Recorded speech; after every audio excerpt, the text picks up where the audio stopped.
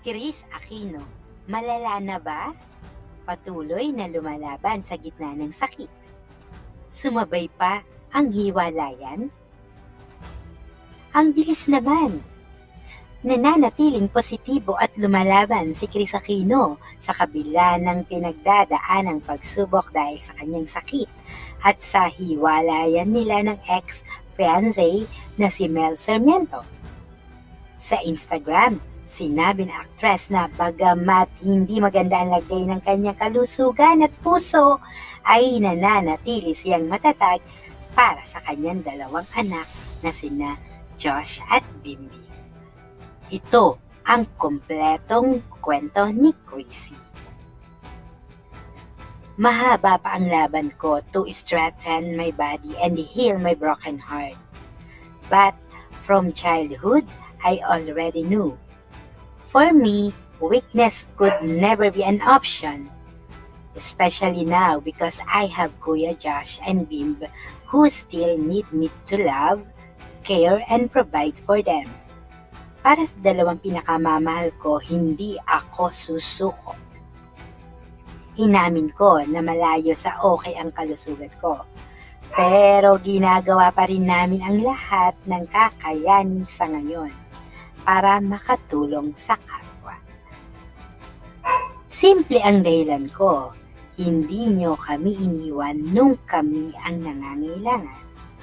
I am just reciprocating in the way I am at present able to.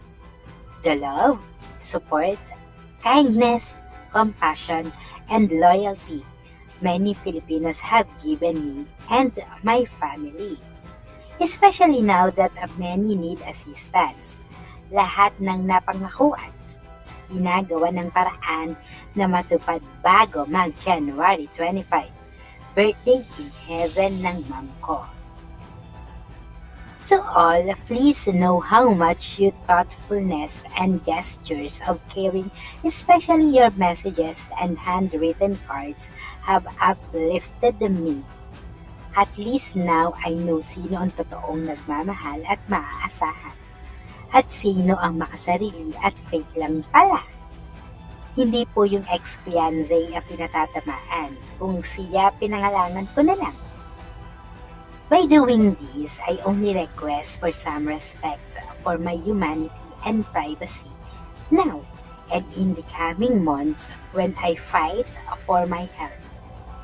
Because I was brave enough to show you and tell you the truth.